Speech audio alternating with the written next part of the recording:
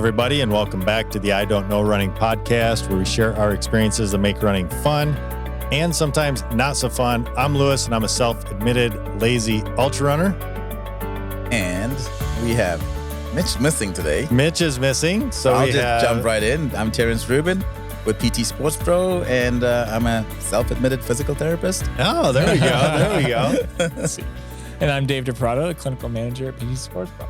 Yeah, and we have Mitch not joining us today. The reason being is just the way schedules work out sometimes, and when we are able to get together and record, Mitch is off. Guess what he is doing?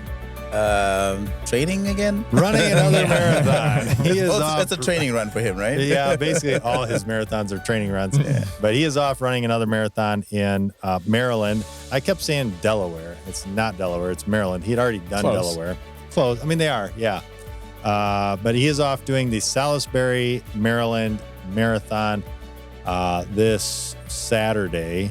So he is traveling today. He's going to get there, or he's traveled yesterday. He's going to get there today and run tomorrow and then shoot back home. So good luck to him. Hope everything goes well there. Mm-hmm. But we are here to talk PT Sports Pro. Another episode of You Don't Know What You Don't Know until you're told by these guys sitting across the table from me, because I don't know. Gently reminded. Let's go gently reminded.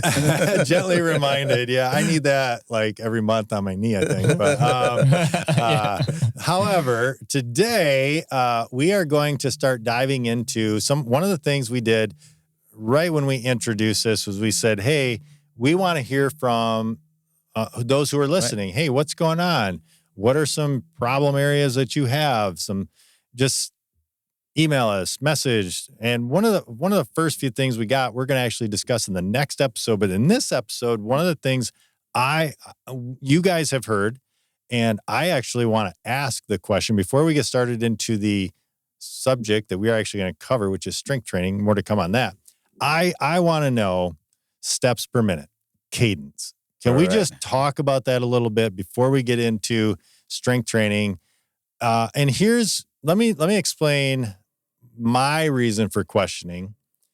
This is going back years, training with some buddies, Brad Prime, who you guys know. One of the things he focused on was 180 steps per minute.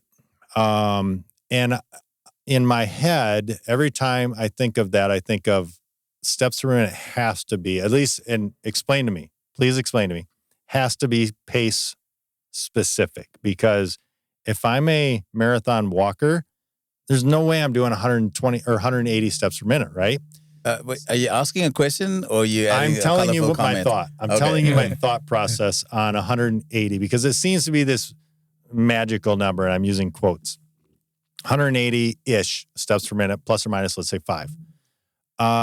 So then I think I'm at, let's say, a 7-minute pace. What should I be doing? Should I be doing 175? Should I be doing 180? Should I be doing 185? And then I go down the rabbit hole of what else comes into this. Well, I would imagine how much you go up and down would have to have something to do with that, because then that's telling you you might be doing fewer steps per minute, but not landing incorrectly. So then I start going to all these rabbit holes of, like, what should I be at? Now, so, are you sure you weren't a rabbit in your previous life? Because you sure as heck love the rabbit live in hole. a lot of those, I'm sure, yes. Well, it's Easter, so we will entertain your question. Perfect, yes. So let me just put it out there. What should we be focusing on as runners with steps per minute, cadence, and what are maybe some ways that we can start building towards maybe a better cadence per runner? Yeah, so I'm gonna zoom out of that exact number for a minute and help you understand how we see cadence, right? So if you own a car, where do you keep your RPM when you drive, right? And why do you have gears in the car? And every time when you change gear, what happens to your RPM? Yeah, it goes down. So let's say your car is most efficient at 1,500 RPM. So you put it into first gear and your RPM climbs up to 6,500. You drop it into gear, it drops down to 1,500, but then climbs again until you get to that sixth gear where you're cruising along at 1,500 RPM or 2,500 RPM, whatever that number is. So in the same way, the body functions most efficiently at the right cadence. So to talk about what you just said, well, if I'm running at a different pace, should my cadence be different? No. The cadence will always be the same. You will adjust, your body adjusts to function at that optimal cadence or turnover. Okay. So, and this is now from a running standpoint. Yeah, not a walk. Yeah. Not a walking standpoint. Okay. So people can actually run even at 5 miles per hour, which is like an 11, 12-minute pace, and still keep a 180 cadence. Okay. They're just taking shorter, quicker steps. It's almost like a shuffling gait. Yeah. So just imagine that being the scenario, that answers the question as to should my cadence be changing each time I run a different pace? And the answer is not necessarily. Okay. The idea of good cadence is to improve efficiency. Yeah. An engine is not going to be efficient, even though it can sustain 6,500 RPM, it's not going to be efficient at 6,500. Yeah. What's going to happen is that it's going to burn more, right? Well, at the same time, if an engine is only idling and never driven, you're also going to affect the way that engine performs. So your body will be the same way, right? If you're running at a lower cadence all the time, it actually creates its own inefficiencies at that lower cadence. So in the research, in the science of running, this is how they came up with the performance of 180 strides per minute. Okay. Am I missing anything on just that component, Dave? Not really. I was thinking the way I think about it anatomically too, not to get too much off on the sidetrack, but really cadence relates to how long your foot spends on the ground. And if your foot is spending a longer time on the ground, then what we don't think about is that your muscles are still stabilizing. Yep. During the that entire time that it's on the ground. And so if your muscles are consistently stabilizing for a longer period of time, you're actually in essence working harder or stressing those muscles out more than if you were spending less time on the ground. Yeah, that makes sense. Even with more steps. Yep. Yeah. And on that same sort of wear and tear, scenario, can you imagine if you compress a spring, right? Mm-hmm. You compress it all the way down every single time versus compressing it half the way down. Yeah. So if you compress it half of the way down, you've maintained some of the energy within the spring. If you get a full compression down, you actually lose because the spring now has to build up all of the energy that is lost to create that rebound. In the same way, the foot mechanics and even the shoe mechanics, which is why we talked about shoes and the choice and why that's important. All of those things matter into how efficient you are in your running. So cadence, I think it's a great question. And that's why I don't want to just just blow over it. I want to make sure that the audience even understood exactly why we are instructed to do certain things. And not everyone's going to be hitting 180 right away. But if we can make that the target, right, then we can only build our efficiencies towards that. So in running, when someone comes to see me at the practice, and we'll do a video gait analysis, we'll videotape their form, but we'll also use a metronome to see what their cadence is. Okay. A lot of the inefficient runners are in that 140 to sort of 155 cadence. Okay. And these are ones that, when I say inefficient, it doesn't mean that they don't run. These are guys that are still running. Yeah. Right? They're doing shorter distances or maybe even a marathon here and there, but their cadence is way off. Yeah. And they talk about all these other injuries that they're continuously dealing with. But when we switch them to the higher cadence, they are less likely to develop those injuries, and we're seeing less of them in the practice. That's what I was wondering too, is how much of that can be tied to, obviously you guys have mentioned this several times already on the podcast, and we hear it all the time. Everything is so connected. Totally. We talked about it this morning with like an injury. Well, they complain about this, but it's not really that necessarily. It could be completely different, and it's all connected.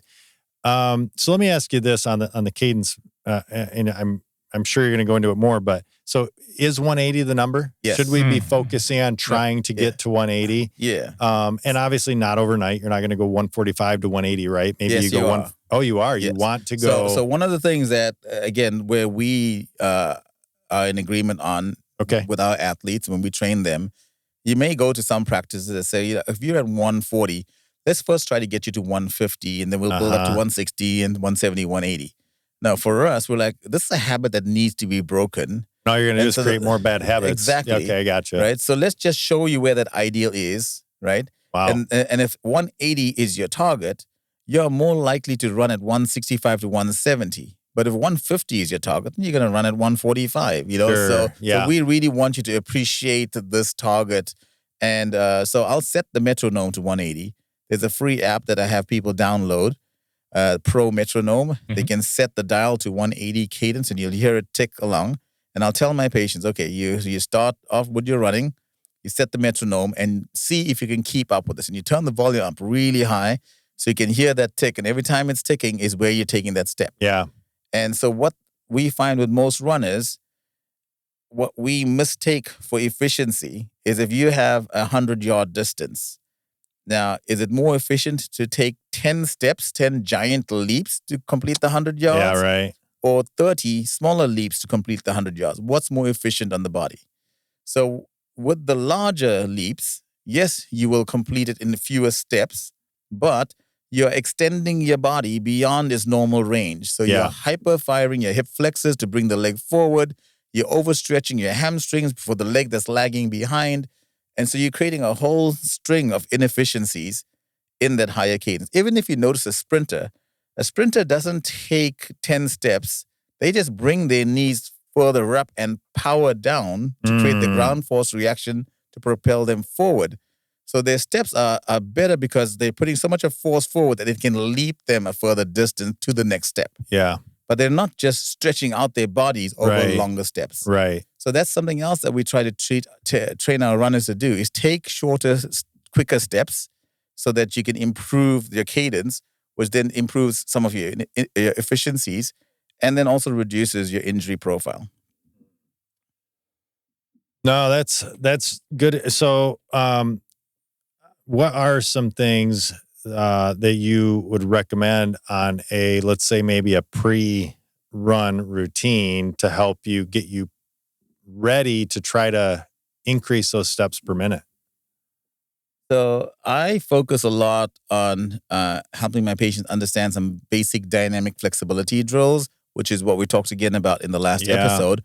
And there's 3 drills that I've found to really help. There's about 8 or 10 that we normally would recommend in a full set. But there's 3 drills that really helps to open up the hips and gets everything ready to fire on that faster cadence pattern.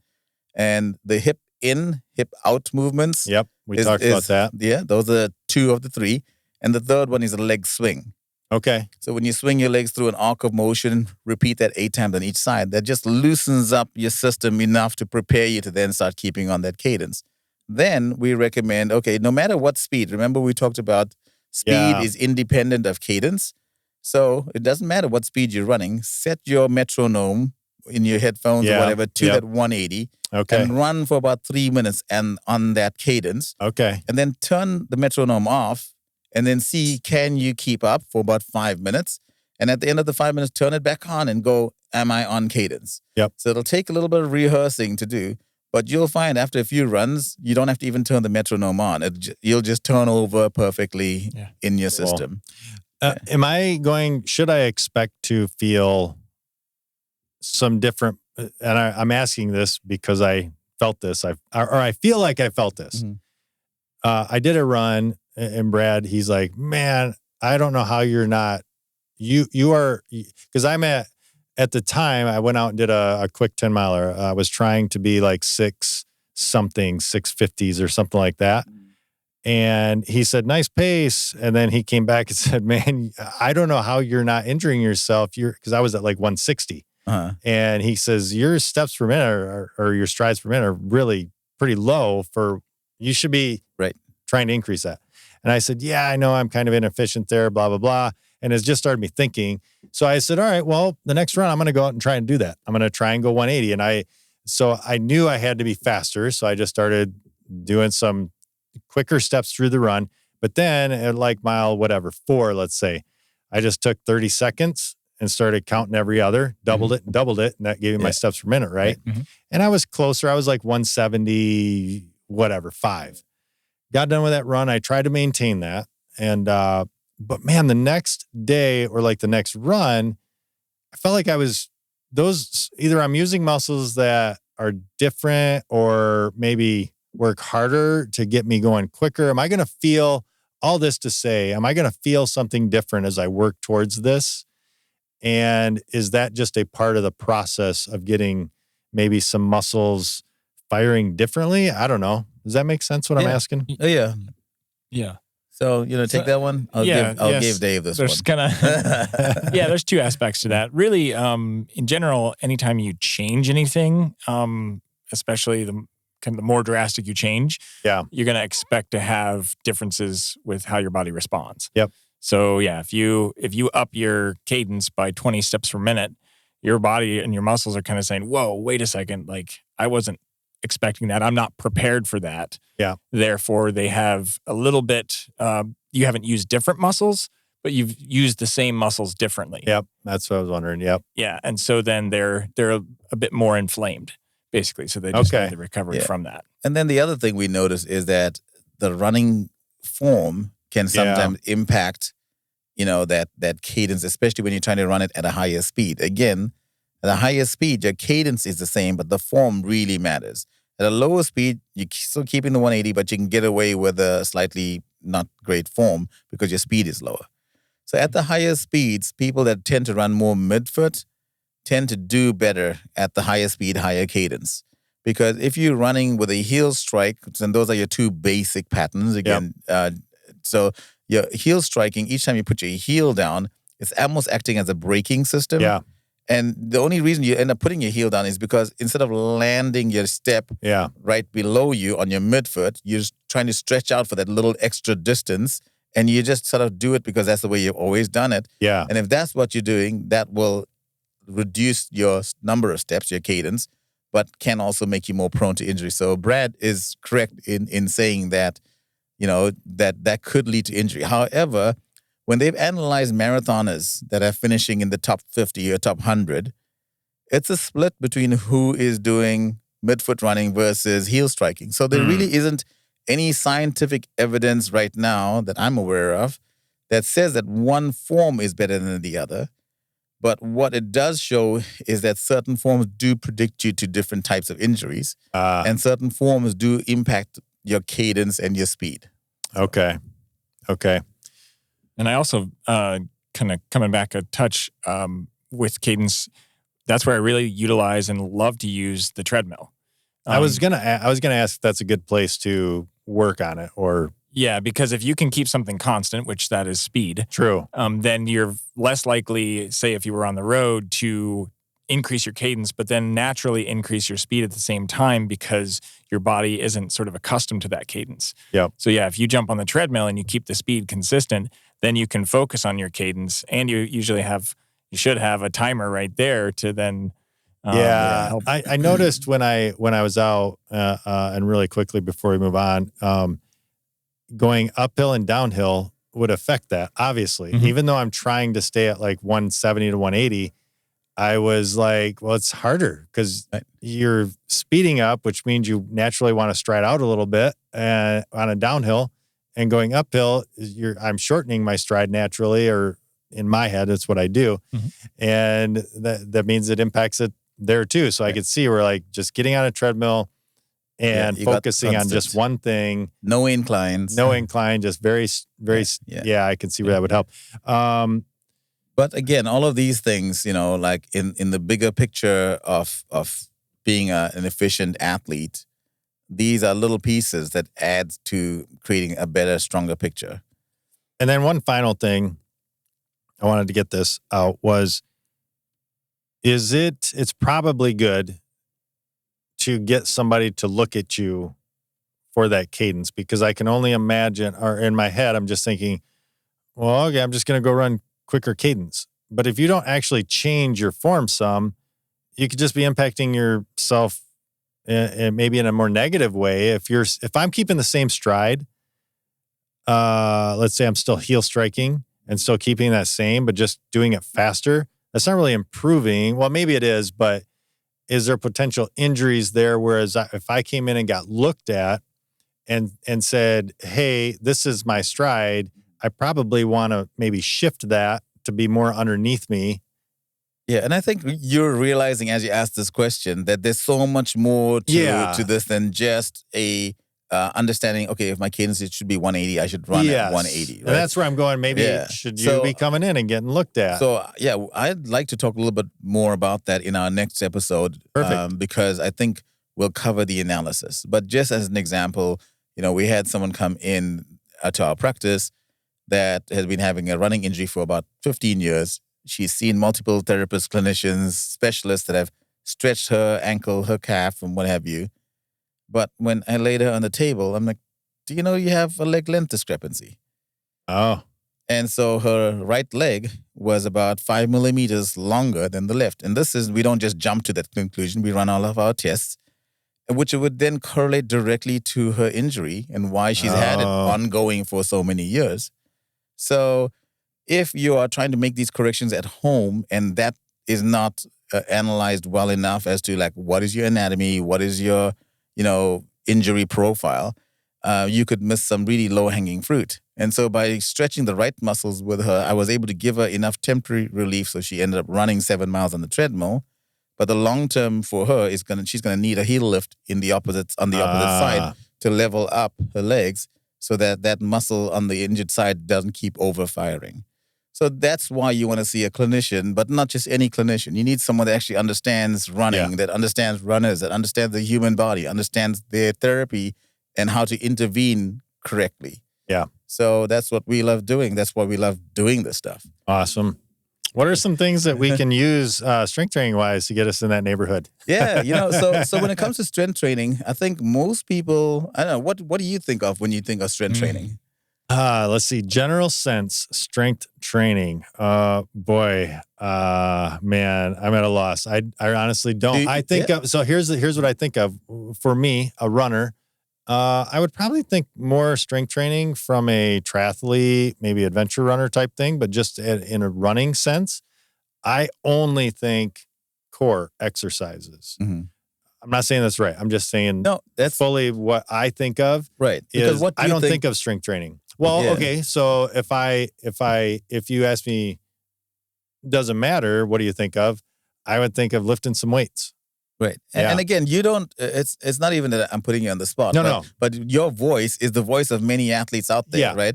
When you talk to a runner or a triathlete even, but a lot of times it's with the runners, you talk to them about strength training, like, oh, no. I'm a runner. I just run. Yeah. And nothing improves running like running, right? But there's a fundamental base behind all of that. And especially in the kind of lives that we've evolved into where we're mostly sedentary. We're sitting, and so then we get up and we want to run and our bodies aren't prepared enough to handle those motions. That's where a strength training program comes in. And then when people think traditionally of strength training, they think of lower body strength training because I'm a runner. I got to make my legs stronger. But when you run, do your arms stay still at your side? No, not at all. They move. Yeah. And to be able to move those over 26.2 or more miles, there's a component of strength and fitness that needs to be wound into that. Yeah, I would challenge anybody to say that they did not feel their biceps at the end of a marathon. Yeah. Like you do. I mean, that's why you see people like shaking them out. I mean, you feel it. You might not feel it for 10 miles. Maybe you do, but like I know, man, most people you feel that at the end of a marathon. Shoulders get sore because people hike the shoulders up, and that's a whole nother subject we could talk about because depending on the week or the situation in my life, I can feel I am running like this, and it's you just get relaxed. But anyway, but what you're just saying right now feeds right into what we're gonna be talking about and why. So, for example, why do people shrug their shoulders up? Because there's a weight on our arms that if our muscles aren't toned enough to handle that weight, it's going to fall into other muscle groups. And this is why the strength training is important. So if you train those muscles to hold the shoulders where they need to be as you run and propel your body forward, you wouldn't need to hold your shoulders up because that becomes a secondary issue of moving your arms. So from a strength training standpoint, we work through very specific routines, both for the upper body and the lower body. I think we talked at length about the core in one of our sessions as well. So go and remind yourselves and review that, listeners. And that is the core is the basis of where we lay on the strength training, and which is why we held this episode on until now. But there's certain sequences or caveats about strength training that we're going to share with you today, which is why I want to take a separate episode for that, because I think strength training is critical for any athlete. As scientists ourselves, we've experimented with no strength training, with strength training just the core, strength training just the legs, just the arms, and there's a notable difference. Especially as you get into the longer distances. I can see that. And on the shorter distances, if you're running at a higher rate, sub 25, 5Ks and stuff, the strength training does matter there. If you do like a 35-minute 5K like me, then whatever. You're just kind of getting out there and sort of running. Yeah, I can see that's why your sprinters look like they do versus long distance. Right. I mean, they're using that upper body strength. Right. To help propel them forward. So then the big thing with strength training is, in a traditional sense, we think of heavy loads. And whenever I've mentioned strength training to any of my athletes, they'll say something like, but I don't want to bulk up my muscles. I don't want to have these big arms and big legs.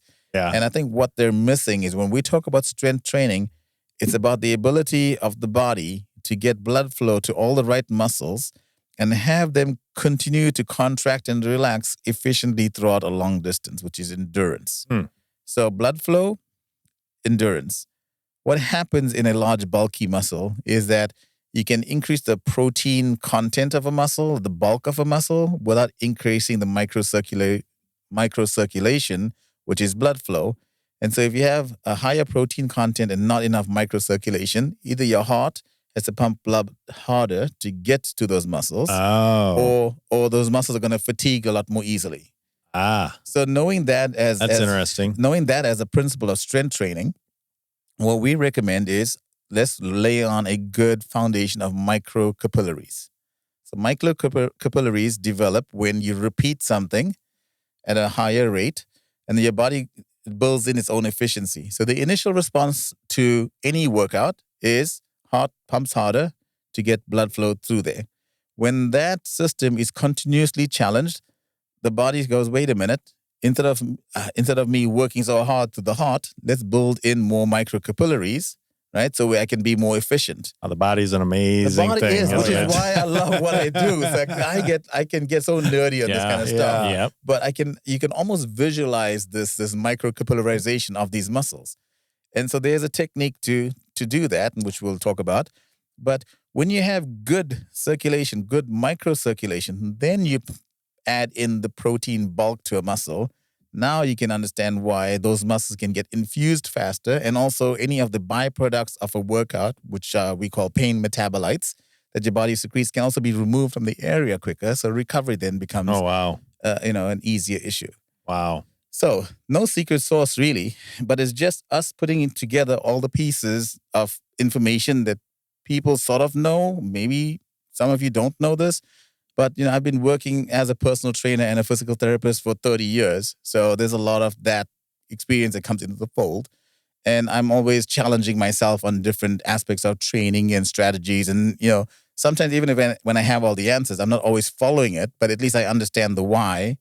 And then I'm going, I've always said, I've run a marathon with training and I've run a marathon with zero training.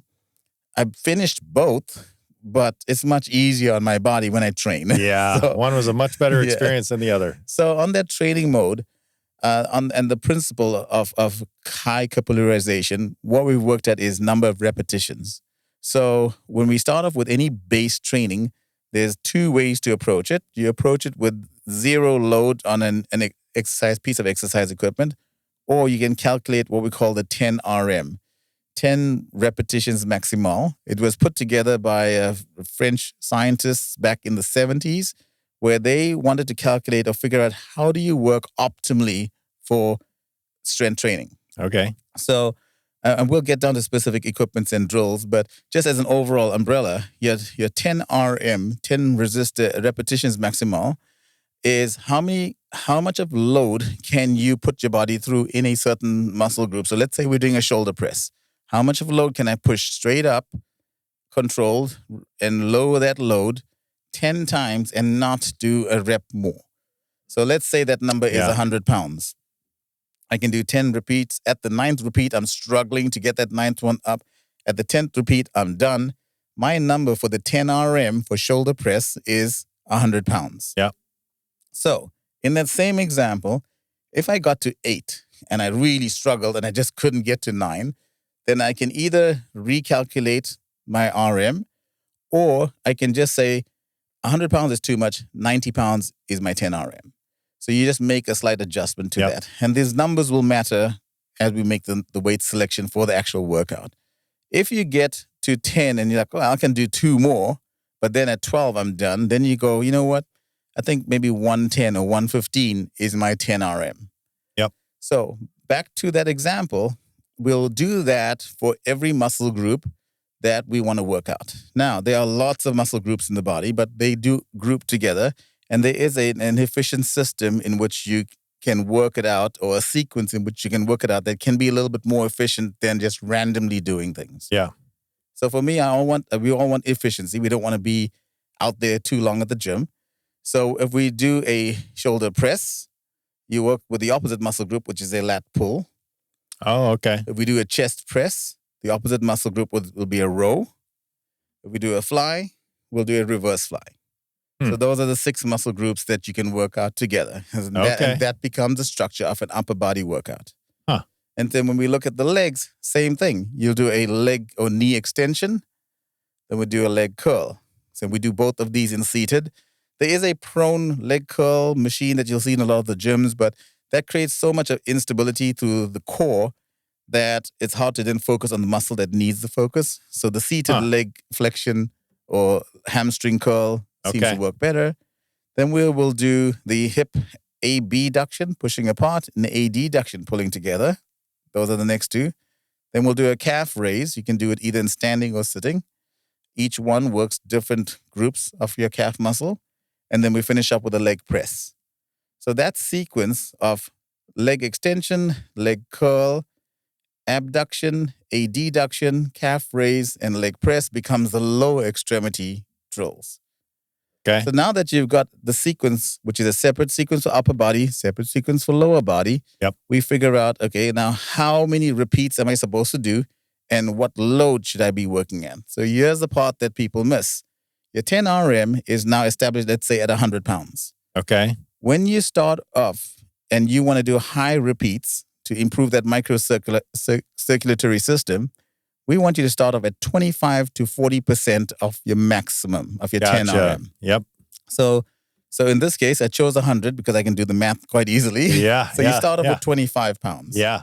So 25 pounds, and each exercise may not be the same number. So 25% of that 10 RM number is what you're going to use. So with the 25 pounds now that you're going to use at the 25%, you're going to do 30 repeats, then 25, then 20. So this is not your grandma's 3 sets of 10. Yeah. We're at 20, 30, 25, 20. So we actually call it the 30, 25, 20 series at our practice. And what we've found over the years, that 30 repeats sounds like that's easy, I can do that. But you'll find that if you lack the microcirculation, which means that you don't have the blood flow to get to the muscle to work it out for that high number of repeats, or you lack the endurance of the system, or the system that can then flush out those metabolites that you're producing from the workout, you will not be able to do these repeats. And until you can do them efficiently, you stay at 25%. Okay. So some people may do 30, or they may not even make it to 30. They make it to like 20 or 25. Then they'll do like maybe 15 and then 10. Yeah. The goal is to build up so you can do 30, then 25, then 20. Okay. In each muscle group. And as you go through each of those routines, you can then increase your load once they become easy to 30%, to up to 40% of that 10 RM. Gotcha. When you get to the 40% of 10 RM, you've usually gone through between 4 to 6 workouts as you create the buildup. And so that becomes a phase of training, right? So we call that the high repetition phase of training. So from a strength training standpoint, you're going to have 2 main phases. You're going to have a high repetition phase, and you're going to have a high load phase. So after you've gone through 4 to 6 sessions of the high repetition phase, you'll switch over to 60% of your 10 RM, up to 75%, even 75 to 80% of your 10 RM. and you start off at 60% and you switch over to 3 sets of 10. Okay. So now you're back to that traditional strength training. Yeah. So typically, people start off with that load resistance training versus the repetition training. And when you don't have good circulation, it's hard to sustain or build on that load. Interesting. So as an experiment with a friend of mine, he stuck to the sets of 10. We started off with a base load for our training program. I did the 25%, worked it up. And within, I want to say like 8 weeks, I was able to switch over to the higher load, which is the 60% and above. Yeah. And I was able to surpass the load that he was able to do. Like he couldn't progress as quickly as I did. Right. And so this was just a one-on-one little experiment that we did. But just seeing that and understanding the basic anatomy and the actual philosophy behind it really made the point of why the 2 types of training are necessary. And you want to, if nothing else, for athletes in this group that we're speaking to, at least focus on the high repetition training. But sometimes people think high repetition training is 3 sets of 15, and it's a lot more. Right. So that was the main message that I wanted to convey with the strength training program, how programmatic we've created it to be. We actually have handouts at our practice that'll give you an upper body workout, a lower body workout. We haven't gotten to the point yet of uploading it to our website, but we welcome anyone that's interested in this to seek us out. And we want to help. We want to help you understand it and train you if we need to. And I just love the explanation of the why, the high reps, why do that? Because if I go back, so this made me, as soon as you started talking about weights and repetitions and things like that, I went back to when I was in the Marine Corps. I had a good buddy of mine who was some kind of, he worked at a gym in LA prior to joining the Marine Corps, and met him in Japan. And he just took me under his wing and said, all right, Lewis, come on, we're going to hit the weights. And I was a skinny kid growing up. I've been skinny all my life. But he took me under his wing and started teaching me some things. I don't know what method he was using, but for me and what my goals were, I don't think we ever went over 10 reps. Now, it was a much different time back then. I mean, we're talking the early 90s when Metarex, I remember the supplement that I was using. Metrics. Called Metarex. Yeah, Metrics. Yeah. Mm-hmm. I don't even remember, but it was what I was, one of the fuels. Man, talk about rabbit holes. Do you know how many calories I was eating per day back then? It was ridiculous. Like we were on one of the best military bases in the Marine, or in the military. Everybody knew about Yokosuka, Japan, because a lot of ships came into port there, and they loved our mess hall. Our mess hall was the greatest. We had the best breakfast, period. Ready-made, whatever kind of omelet you wanted, any cereal you wanted, all the fruit, it was the best. Anyway, so that was my breakfast. But anyway. So how many calories were you having a day? I have, honestly, I'm not even 7? sure, but it was, no, probably not that. It was probably like 3,000 to 4,000. I would guess, in that neighborhood. I'm guessing because I didn't keep track of. I was in my 20s. I was like, I didn't keep track of that stuff, but I know what I was eating. It may have been a lot more. Well, because you say that, and again, people are listening to this, are listening to my background as a physical therapist. Yeah. What they probably don't know is that I also did bodybuilding in my early 20s. Ah, okay. And I remember, so I was having flashbacks to those 7,000-8,000 calorie days. Yeah. And the hard body gainer protein shakes, and the raw eggs in the morning, because that's what everyone did, right? Yeah. We didn't know any better. We piled in the calories. I mean, I ate so lean that I remember in 1995, I got so sick because I didn't have enough fats in my body, in my diet, to digest some of my vitamins, that I ended up with this viral infection. I mean, I lost 30 pounds in 2 weeks. Oh my goodness. Crazy. But my point is, again, I agree with you, is that we go into these things thinking on those terms of strength training, right? Mm-hmm. High calories, very high weight, very low repeats. Yep. People do sometimes they'll just do 3 repeats because they're so loaded really going into that overstress. And there is a time for that. I'll do sometimes a down stack of 10, 8, 6, 4, 2, but you have to have the foundation. Yeah. Which is hopefully that's what people are hearing today. I at least had a decent foundation of the fact that I was in my 20s and very active in the Marine Corps. I had already done a ton of calisthenics at that point, and so I think my body was ready for what it was being given. But it was interesting. It made me think of that time and all the weightlifting that I had done. And man, I lifted my butt off for about a year, and just my body type, my build. Now, granted, I was in amazing shape at the end of that year, but I didn't bulk up. I didn't gain, 30 pounds of muscle. Right.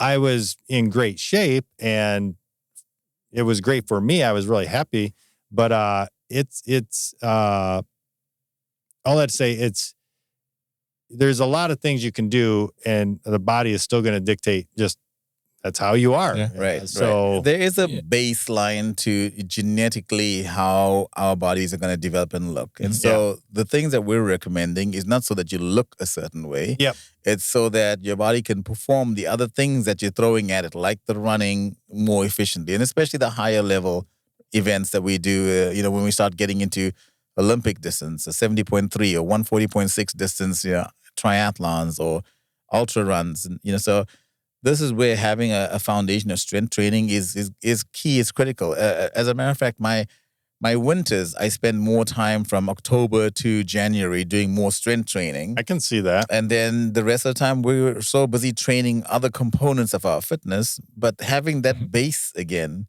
is the other point that I want people to take home, is that, you got to figure out a base. You cannot just become good and strong in your event if you don't do other things outside of training for that event. So. Yeah, and I definitely don't want people to think or feel that you will bulk up. Yeah. Well, and I did want to come back to that. And I did want to come back to that.